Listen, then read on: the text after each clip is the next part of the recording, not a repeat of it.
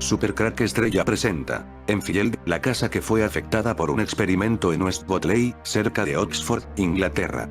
A finales de los 70 se desencadenó un violento poltergeist en un domicilio popular al norte de Londres. Fue tal la agresividad, tan desconcertante su origen, que el caso acabó fascinando a toda la opinión pública. ¿Qué ocurrió en Enfield? ¿Quiénes fueron los causantes de los sucesos? Hoy vamos a hablar de esta historia que pondrá pata arriba todo, pues jamás se habló de que todo esto fue el fruto de un experimento de científicos del CERN. En 1977 el CERN ya realizaba experimentos, pero no con el acelerador de partículas que aún no estaba construido, pero el CERN es mucho más viejo de lo que la gente piensa. De hecho, muchos científicos del CERN trabajan para los nazis durante la Segunda Guerra Mundial. El verdadero objetivo del CERN siempre fue abrir portales dimensionales a otros mundos y los viajes en el tiempo. En la década de los 70 se empiezan a realizar experimentos para realizar viajes en el tiempo. En algunos casos estos experimentos salieron mal y estos viajeros del tiempo morían en estos experimentos, como el caso que hoy vamos a tratar. Para entender estos experimentos tenéis que entender que es un punto de ley. En la Tierra hay puntos de ley repartidos por todo el mundo. Es necesario estos puntos de ley para poder realizar la apertura de portales dimensionales. Luego se necesitan de máquinas poderosas que activen estos puntos de ley, como lo es CERN. 1977 el acelerador de partículas no estaba construido, pero los científicos del CERN disponían de otros inventos parecidos. 1975 se realizó un experimento para un salto de tiempo en un lugar de Inglaterra llamado West Botley, cerca de Oxford. El experimento salió mal y el viajero del tiempo murió. Como todos los viajeros del tiempo, no tenía nada que pudiera identificar su cuerpo. El experimento de viaje en el tiempo en West Botley, cerca de Oxford, estaba a tan solo 86 kilómetros de una casa que justo debajo de ella tiene un punto de ley. La casa estaba en el municipio de Enfield. En agosto de 1977, estamos en un barrio de casas adosadas, residencial de Green Street. El portal dimensional que estaba en el punto ley que está debajo de esta casa, se activó por este experimento de West Botley, cerca de Oxford, Inglaterra, y entidades demoníacas entraron en la casa. Por lo tanto, todo lo ocurrido en esa casa fue producto de un experimento fallido que estaba a 86 kilómetros de la casa de Enfield. Solo 86 kilómetros separaban al experimento de viaje en el tiempo con la casa más famosa de fantasmas de la historia, y aquel experimento inició todos los fenómenos de la casa. Todo es normal, una noche cualquiera de agosto de 1977, todo es rutinario excepto en una casa, la casa en la que vive Peggy Harper, una divorciada de alrededor de 40 años, junto a sus 4 hijos. En su vivienda adosada está a punto de desatarse un mundo extraordinario. Rosa, 13 años, Janet, 11, Pete, 10 y Jindy, 7. Así se llaman los 4 hijos de Peggy. Las 2 medianas, Janet y Pete, duermen en la misma habitación, en apariencia, plácidamente, vigiladas por el póster de los muy setenteros detectives Starsky y Hutch que cuelga en la pared, hasta que de repente, en medio de la noche, comienzan a proferir terribles gritos. La madre sube corriendo a la habitación. Cuando entra, las encuentra escondidas bajo las sábanas, asustadísimas. Una pesadilla, piensa Peggy, pero que la hubiesen sufrido las 2 a la vez, eso era realmente extraño. Las niñas le cuentan que, de repente, las camas habían empezado a agitarse brutalmente, movidas por una fuerza surgida de la nada. Peggy revisa la habitación y la casa, allí no hay nadie que hubiera podido provocar tal turbación. Una pesadilla, eso es, una excepcional y violenta pesadilla que habían tenido las 2 a la vez. El sueño volvió a vencerlas, y el miedo quedó apenas como una anécdota para Peggy. Sin embargo, cuando la anécdota se repite, troca en un rompecabezas. Y eso ocurrió al día siguiente. Se acercaba de nuevo la noche, Janet y Pete se acuestan, regresan al escenario del miedo. Al poco de entrar en la cama, Peggy vuelve a escuchar sus gritos, cosas de niños, suponemos que pensaría, pero amor de madre obliga, así que la señora Harper, como la noche anterior, sube a la habitación de las niñas que, de nuevo, estaban paralizadas, aterradas ante lo que acababan de padecer. En este caso, había sido una silla la que, según las pequeñas, se había zarandeado bruscamente por toda la habitación, como movida por unos brazos fuertes e invisibles que la lanzaban contra las paredes. Nadie había estado allí, la silla se movía sola. Si los objetos adquirían vida, mejor tenerlos controlados, debió de pensar Peggy, aún recelosa de la imaginación infantil. Así que, ni corta ni perezosa, se llevó la traviesa silla a su habitación. Sin embargo, la siguiente ocasión, esa misma noche, no iban a ser los lamentos de sus retoños los que la despertaran, esta vez fue ella misma quien escuchó el estrépito de muebles moviéndose en el cuarto de Janet y Pete. Estaba visto que esa noche de agosto no iba a poder dormir, alarmada, volvió a asomarse al cuarto de las niñas, y esta vez sí que comprobó un suceso chocante, fuera de toda lógica. Un gran baúl se había desplazado alrededor de medio metro de esa que ya empezaba a parecer la habitación del pánico. No sin esfuerzo, Peggy, ahora ya angustiada, volvió a ubicar el arcón en su emplazamiento original. Tras comprobar que todo estaba en orden, la madre se dio la vuelta dispuesta a apagar la luz y abandonar la habitación, pero antes de que pudiera poner la mano en el pomo de su puerta, algo comenzó a moverse a sus espaldas. Era el baúl. Pudo observar con sus propios ojos que aquello no formaba parte de ningún relato inventado por sus pequeñas, nadie ejercía su fuerza para lograr el desplazamiento. El baúl se estaba moviendo solo, parecía que la fuerza invisible quisiera devolver el arca al lugar desde el que lo había trasladado Peggy. Todo comenzó en la habitación, cuando la cómoda se movió y pudimos oír algo parecido a unos pies arrastrándose, describió años después para Channel 4 Janet. Una energía incomprensible estaba desafiando a la familia. Y los incidentes tan solo acababan de comenzar en busca de ayuda. No sin antes escapar corriendo junto a sus niñas de la habitación, Peggy Harper acudió presurosa a las casas de los vecinos, necesitaba ayuda, que alguien adulto y ajeno a la vivienda ayudase a esclarecer los sucesos, darles una explicación racional, y si hubiera algún intruso en la casa. Pero no, nada de eso. Junto con unos cuantos vecinos, Peggy escudriñó cada palmo de la casa en busca de algo fuera de lo común en su cotidianeidad, que pudiese ofrecer una explicación racional a los sucesos. Nada. Absolutamente nada. Lo único que pudieron comprobar es que las niñas, que Peggy, no estaba loca, que no se había inventado nada, porque ellos mismos escucharon ruidos constantes y fuertes golpes sin origen claro, sin aparente motivo. Escuchamos golpes en la pared, en el dormitorio, en el techo. En agosto de 1977, Peggy Hodgson, una madre soltera residente en Enfield, al norte de Londres, llamó a la policía para que acudiera a su residencia, donde vivía junto a sus 4 hijos pequeños, después de asegurar que en el domicilio sucedían hechos raros que habían sido presenciados por 2 de sus hijos. Elementos de la casa como sillas se movieron sin razón aparente y se oían ruidos y golpes procedentes de detrás de las paredes. Los 4 hijos de Peggy en cuestión eran Margaret, 13, Janet, 11, Johnny, 10, y Billy, 7. Un agente de policía dijo que vio una silla deslizarse por el suelo, estando convencido de que nadie había tocado. Otras afirmaciones posteriores incluían supuestas voces demoníacas, fuertes ruidos, piedras y juguetes que se lanzaban, sillas volcadas y niños levitando. Los informes de estos otros incidentes en la casa atrajeron la atención de la prensa local y nacional británica, siendo cubierta hasta 1979 por rotativos como Daily Mail y Daily Mirror. 1975. A tan solo 86 kilómetros de la casa se realizó un experimento para un viaje en el tiempo. Este experimento activó un portal dimensional que había justo debajo de la casa, por donde entraron seres de otras dimensiones. Debajo de la casa hay un punto de ley que se abrió con este experimento de West Botley, cerca de Oxford, muy cerca de la casa de los fantasmas. Los miembros de la Sociedad para la Investigación Psíquica Maurice Grosse y William Playfair informaron de curiosos silbidos y ruidos de ladridos. Playfair sostuvo que una entidad era responsable de los disturbios que se producían en la casa, aunque dudó a menudo la veracidad de los testimonios de niños, preguntándose si eran simples juegos y trucos. Sin embargo, Grosse y Playfair creían que aunque algunas de las alegadas actividades poltergeist fueron falsificadas por las chicas, otros incidentes fueron genuinos. Una cámara de vídeo puesta en una habitación grabó a Janet doblando cucharas e intentando doblar una barra de hierro. Grosse llegó a observar a Janet golpeando el techo de la casa con una escoba y escondiendo su grabadora. Por su parte, el ventrílocuo Ray Alan pensó que las voces masculinas de Janet eran simplemente trucos vocales. Según Playfair, una de las voces de Janet, la que ella llamó Bill, mostró una costumbre de cambio repentino en el tema, que era un hábito que Janet tenía. Cuando Janet y Margaret admitieron sus bromas a los reporteros, Grosse y Playfair las obligaron a retractarse públicamente y a confesar. Tras este episodio, que conllevó el descrédito de Grosse y Playfair, estos recibieron burlas de otros investigadores por ser fácilmente engañados, aunque es más que posible que la élite quisiera silenciar todo esto que ya había llegado muy lejos en la opinión pública.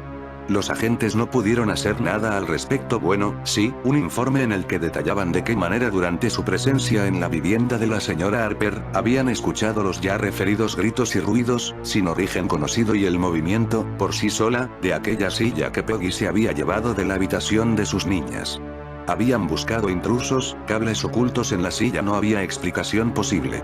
Y ya puestos a comunicar el suceso, a conseguir de algún modo una nueva visión, un esclarecimiento de los hechos, los testigos se pusieron en contacto con uno de los medios escritos más leídos en el Reino Unido, el Daily Mirror. En los días siguientes, el reportero Josh Fayous y el fotógrafo Graham Morris acudieron a la casa. Las jornadas anteriores, los acontecimientos se habían generalizado, también se habían vuelto más violentos, ya no estaba todo centrado en la habitación de Janet y Pete, los juguetes volaban por los aires, lanzados por una violenta mano invisible, las sillas continuaban moviéndose, las camas se agitaban sin descanso, y eso mismo contemplaron asombrados Josh y Graham. Este último pudo comprobar, incluso, cómo una pieza de un juguete desmontable chocaba con vehemencia contra su frente cuando trataba de hacer una fotografía. Cuando los periodistas, después de grabar algunas imágenes de la casa, con sus correspondientes sucesos anómalos, se disponían a editar lo registrado, tropezaron con un obstáculo insalvable. No había nada que editar. La grabación se había esfumado. No había nada, quizá tuviera algo que ver el hecho de que la cinta estuviera completamente retorcida, inservible. El poltergeist continuaba, cada día con más fuerza, con mayor brutalidad. Pero todo lo que ocurría en esta casa tenía que ver con un experimento llevado a cabo 2 años antes a 86 kilómetros de la casa maldita. Se realizó un experimento que reactivó un punto de ley que se encuentra justo debajo de la casa. Caído de la nada experimento. En 1975 fue hallado muerto un hombre que vestía un traje a rayas muy bien planchado, aparentemente había caído del paso elevado de West Botley, cerca de Oxford, Inglaterra.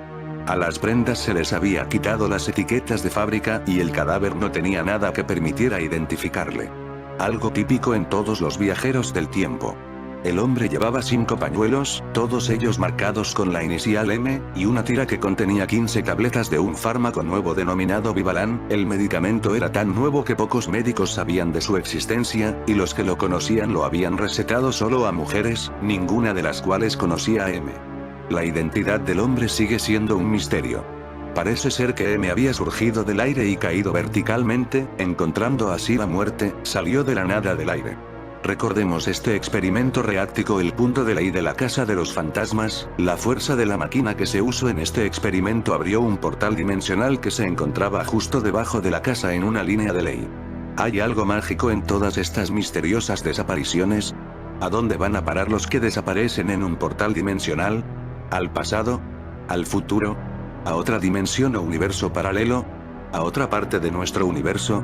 En el tema de las desapariciones misteriosas, tenemos innumerables casos de desapariciones individuales de personas de las que ya no se ha sabido nada más, pero nos vamos a centrar en desapariciones masivas, que son más difíciles de explicar de manera lógica. Durante la Guerra de Sucesión Española, en el año 1707, nada menos que 4.000 soldados del archiduque Carlos de Austria desaparecieron sin dejar rastro junto a un arroyo de los Pirineos, en un traslado aparentemente sin riesgo bélico alguno. No había enemigos cerca y no quedaron cadáveres ni enseres militares, es decir, ninguna huella. El ejército no llegó a su destino y jamás volvió a saberse de él. Es el primer caso de pérdida de un ejército que se conoce, sin que esto quiera decir que antes de esa época el fenómeno no se hubiera producido. El caso es extraño, mas no quedó ni un solo testigo que proporcionara alguna información, por insignificante que fuera. En teoría un portal es una puerta mágica o tecnológica que conecta dos lugares distantes, separados por el espacio-tiempo. Compone de 2 o más puertas de enlace, con el objetivo de entrar en una puerta de enlace que sale por la otra de manera instantánea. Los lugares que enlazan con un portal pueden llevar a un lugar diferente en el mismo universo, en cuyo caso se trata de teleportación, un mundo paralelo o portal interdimensional hacia el pasado o el futuro, o hacia otros planos de existencia, como el cielo, el infierno, u otros mundos mitológicos. Vemos que entramos en un terreno complejo y misterioso.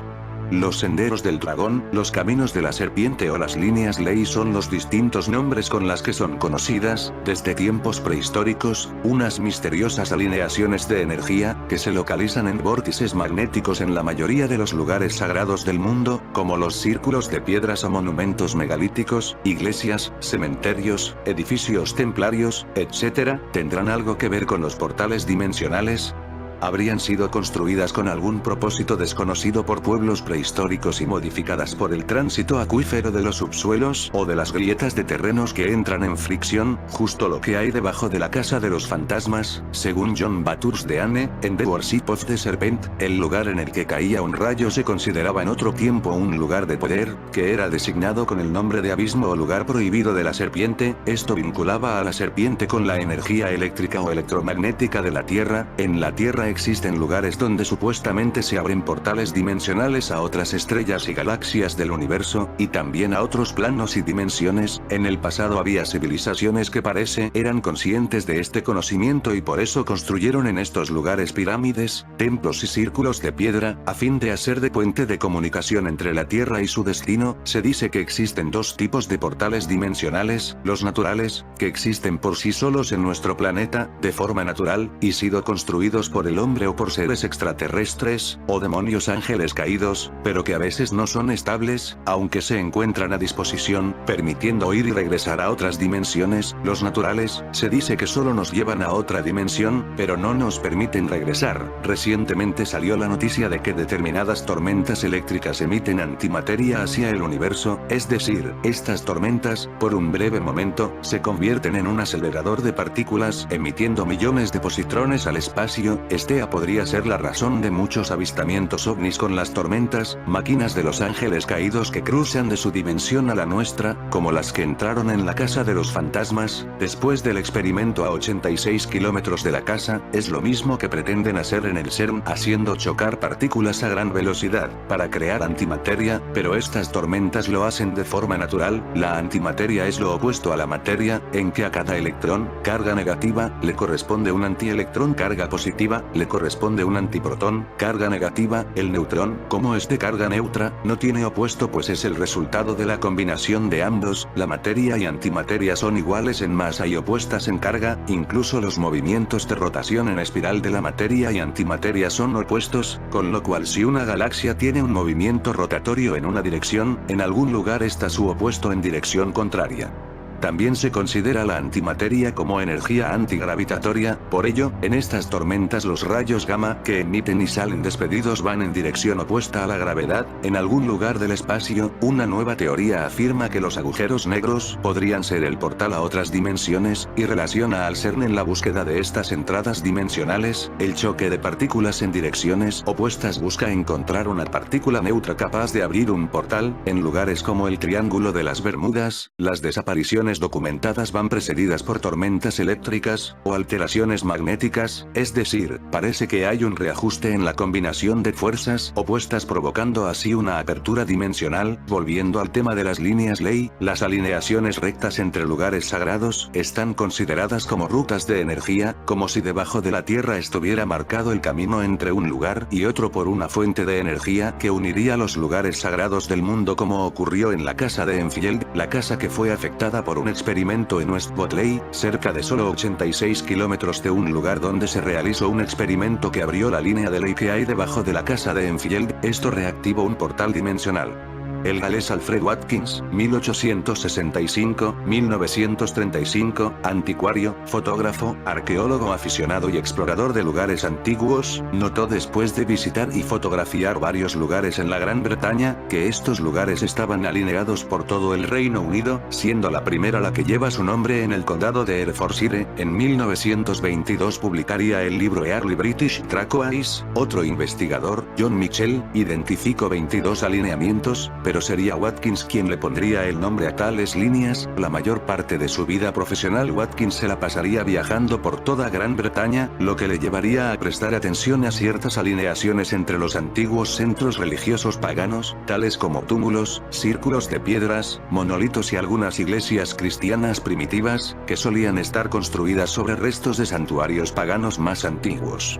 Watkins acuñó el término de líneas ley lines, a partir del hecho que, los lugares donde estas líneas se cruzaban o terminaban tenían a menudo nombres que acababan en ley o ley, del anglosajón antiguo, que significa tierra limpia o despejada, y afirmaba que estas líneas eran antiguas vías comerciales y procesionales paganas, que conectaban los antiguos lugares sagrados. En la casa de Enfield, hay una de ellas puesta en funcionamiento con el experimento de viaje en el tiempo del año 1975. Pero como suele acontecer, estas teorías de Watkins fueron rechazadas por la arqueología oficial como fantasiosas, argumentando que los antiguos pueblos de la Tierra no poseían los conocimientos necesarios para alinear tales lugares, por lo que la apariencia de linealidad solo se debía a la casualidad. Pero las líneas ley pronto ganaron popularidad, y muchas personas de diferentes creencias, como los ocultistas y místicos, sugirieron que podrían tratarse de líneas de poder, por las que un adepto podría controlar las fuerzas de la Tierra. Esto no gustó a Watkins, pues su idea no era mistificar su descubrimiento, sino demostrar que los antiguos edificadores poseían un vasto conocimiento en la construcción de vías y astronomía. Los sumerios, que tenían unos conocimientos muy desarrollados de astronomía, astrología, geometría sagrada y matemática, conocían esta red de líneas de fuerza magnética de la Tierra, también conocida como cuadrícula de energía global. L. A. Waddell dijo que encontró marcas sumerias en una de las piedras en Stonehenge, y Alexander Thom, profesor de ingeniería en la Universidad de Oxford, descubrió que los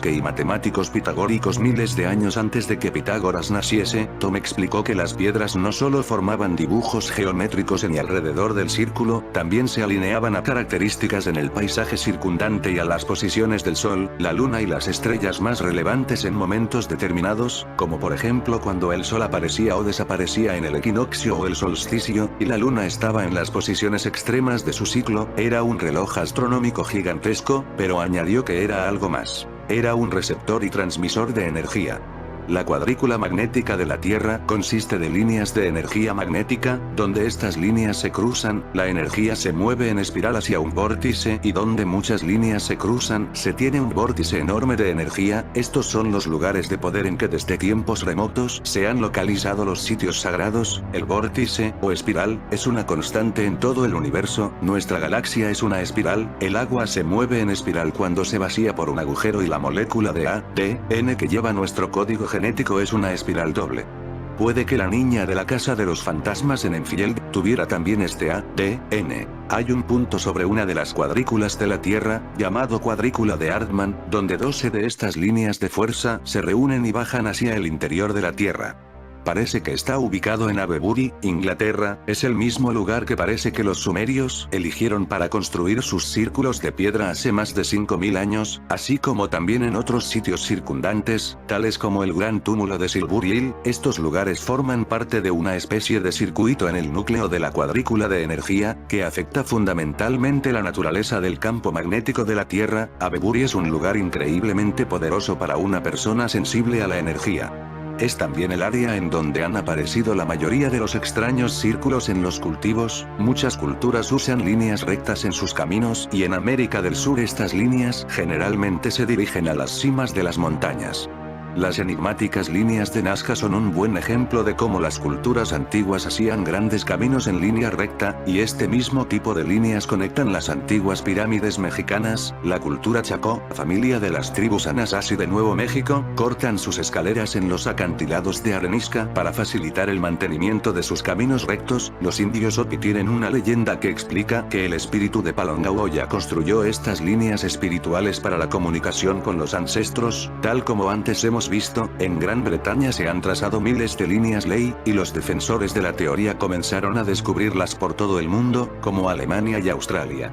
En el continente americano, por ejemplo, especulan que una línea de energía conecta el Monks Mound, un montículo artificial prehistórico, situado en la ribera del Mississippi, con Mystery Hill, cerca de Salem del Norte, así como con el desierto de Mojave y con el White Horse, en Huffington, Inglaterra. Las líneas y otros diseños grabados en el suelo de la llanura de Nazca, en Perú, se basan en el mismo concepto. Entre los dibujos encontrados en Nazca, las líneas ley encontradas van desde 8,2 metros, la más pequeña, hasta la más grande de 137 metros. En sus 1295 kilómetros cuadrados, también en China se encuentran los Lun Mei sendas del dragón, que parece se construyeron para atraer las energías positivas hacia el emperador. Las primeras leyendas conocidas de estas líneas de poder nos llegaron desde la Gran Bretaña prehistórica. Los druidas creían que esta energía se deslizaba como una serpiente a través del suelo como las corrientes telúricas. La religión druídica creía que estas líneas telúricas son vías espirituales que recubren todo el planeta. Creían también que estas energías nacían del tránsito acuífero de los subsuelos o de las grietas de terrenos que entran en fricción, al igual que de los magmas subterráneos del planeta. Así pues, en la creencia druida, estas energías serían la manifestación misma de la vida sobre la Tierra y el origen de su fertilidad. Algunos de sus lugares sagrados son Glastonbury, la Catedral de Chartres, erigida sobre un antiguo bosque sagrado de los celtas galos. De igual modo creían que esas energías cruzaban los cielos y el interior de la Tierra, a modo de cauces energéticos que, en ciertos parajes concretos, daban una condición específicamente benéfica a la acción de las corrientes telúricas del subsuelo, y creaban allí un lugar privilegiado, que los druidas marcaban mediante menhires o dólmenes. Posteriormente estos lugares se convertirán en centros rituales y ceremoniales, donde para acrecentar o favorecer esas manifestaciones energéticas, se cultivaba con danzas e invocaciones. Así la creencia era que estos lugares estaban favorecidos por la madre naturaleza, y las aguas subterráneas simbolizadas por Dana, diosa primigenia, otorgadora de la vida, y la serpiente cósmica, quien sacaba de sí el huevo cósmico repleto de nueva vida y energía. Así pues los druidas se consideraban a sí mismos como hijos de la serpiente cósmica, los cuales en de poder para recibir los beneficios físicos y espirituales en estos espacios. Era ahí donde los celtas rendían culto a la diosa tierra y demás entidades divinas que albergan las fuentes, lagos, ríos o manantiales. Entre las nuevas teorías que fueron surgiendo se encontraba que estas líneas trazaban los canales naturales telúricos de la tierra y el mundo espiritual. Entre las técnicas usadas para su localización estaban la radiestesia o el psiquismo. En 1977 sería formada la Dragon Project Trust, DPT, por Paul de Bereux, con el objetivo de estudiar los megalitos y los centros de poder, el mismo año cuando ocurrió lo de la casa y sus fantasmas. La leyenda de estas líneas de poder empezaría en la Gran Bretaña. El folclore druídico llamaba a la energía de la tierra Wyvern. Los druidas creían que esta energía se deslizaba como una serpiente a través del suelo como las corrientes telúricas. Quienes estudian la religión druídica creen que estas líneas telúricas son vías espirituales que recubren todo el planeta. Creían también que estas energías nacían del tránsito acuífero de los subsuelos o de las grietas de terrenos que entran en fricción, al igual que de los magmas subterráneos del planeta. Así pues en la creencia druida, estas energías serían la manifestación misma de la vida sobre la Tierra y el origen de su fertilidad. Algunos de sus lugares sagrados son Glastonbury, la Catedral de Chartres, erigida sobre un antiguo bosque sagrado de los celtas galos, el bosque de los Carnutos. De igual modo creían que esas energías cruzaban los cielos y el interior de la Tierra, a modo de cauces energéticos que, en ciertos parajes concretos, daban una condición específicamente benéfica a la acción de las corrientes telúricas del subsuelo, y creaban allí un lugar privilegiado, que los druidas marcaban mediante menhires o dólmenes. Posteriormente estos lugares se convertirán en centros rituales y ceremoniales, donde para acrecentar o favorecer esas manifestaciones energéticas, se cultivaba con danzas e invocaciones. Así la creencia era que estos lugares estaban favorecidos por la madre naturaleza, y las aguas subterráneas simbolizadas por Dana, diosa primigenia, otorgadora de la vida, y la serpiente cósmica, quien sacaba de sí el huevo cósmico, Balain, repleto de nueva vida y energía. Justo debajo de la casa de los fantasmas, tenemos una línea de ley que se conectó gracias al experimento que se realizó en el año 1975 a 86 kilómetros de distancia de la casa. Así pues los druidas se consideraban a sí mismos como hijos de la serpiente cósmica, Nadred, Ader, los cuales en sus creencias se dirigían a estas zonas de poder para recibir los beneficios físicos y espirituales en estos espacios. Era ahí donde los celtas rendían culto a la diosa tierra y demás entidades divinas que albergan las fuentes, lagos, ríos o manantiales. Alfred Watkins, 1865-1935, un galés. Gerente jubilado de una cervecería, anticuario, fotógrafo, arqueólogo aficionado y explorador de lugares antiguos, notó después de visitar y fotografiar varios lugares en la Gran Bretaña, que estos lugares estaban alineados en sincronía, por todo el Reino Unido, siendo la primera la que lleva su nombre en el condado de Herefordshire.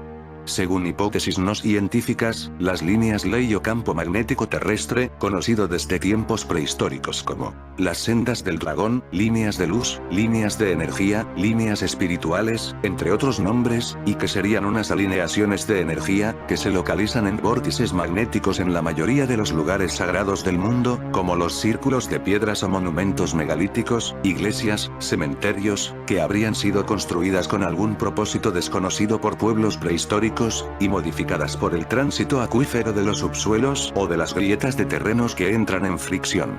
Entre las teorías sobre el posible origen de estas supuestas fuentes o puntos focales, Vortex Point, se cuentan la arquitectónica y la de la geometría sagrada, entre otras. Otros autores piensan que dichos puntos serían de origen natural y producidos por corrientes subterráneas, o líneas espirituales de acceso y salida para toda clase de manifestaciones paranormales. Hoy en día, el trazado y las cartografías de estas líneas son usados por diversas corrientes religiosas o de pensamiento como la Nueva Era, la ufología, el esoterismo o el ocultismo y por supuesto el CERN. En Inglaterra, donde comenzó este fenómeno social, existen por lo menos 400 líneas ley evidentes, ya identificadas con miles de conexiones. El mapeo de las líneas puede ser hecho tan simple como ver un mapa y sus líneas rectas, entre los centros en las que cruza, así pueden producirse un número ilimitado de líneas en un solo país. Una de las más populares líneas se llama la de St. Michael, esta corre 400 millas, 643,74 kilómetros, y la de St. Mary, entre otras que cruzan varios países. Según la leyenda del folclore grial, José de Arimatea llegó a Marsella, junto a 12 seguidores de la Nueva Fe en a.C., 35, para predicarles del Evangelio a los britones, y de acuerdo al cardenal Baronius en su Annales Ecclesiasticae cruzó junto con su compañía al oeste de Inglaterra. El rey Arviragus de Siluria, hermano de Caractatus el Pendragón, lo recibió cordialmente regalándoles unos terrenos después de haber consultado con otros jefes, en Glastonbury de 120 acres de terreno. Así en el siglo II la capilla de St. Michael en Glastonbury fue establecida por el rey Lucius de Bretaña, hijo de Coilus y bisnieto de Arvigarus, debido a que Lucius construyó la iglesia y su recién renovada fe en Winchester a.C. 156, le fue entregado el título de Yeather Maur, la gran luminaria. Así también construyó en el a.C. 167 el primer St. Michael Tor, la primer torre de Glastonbury, del cual existe una placa conmemorativa a él con el nombre de Georg el Grande en la iglesia de Llandaff. Tanto la torre como la iglesia fueron edificados sobre un lugar sagrado de origen pagano, conectándolo con otros sitios sagrados que serían reemplazados después por las iglesias y monumentos del mismo nombre. En su libro The Dance of the Dragon, Paul Broadhurst traza la ruta de St. Michael Ley, la cual corre desde el St.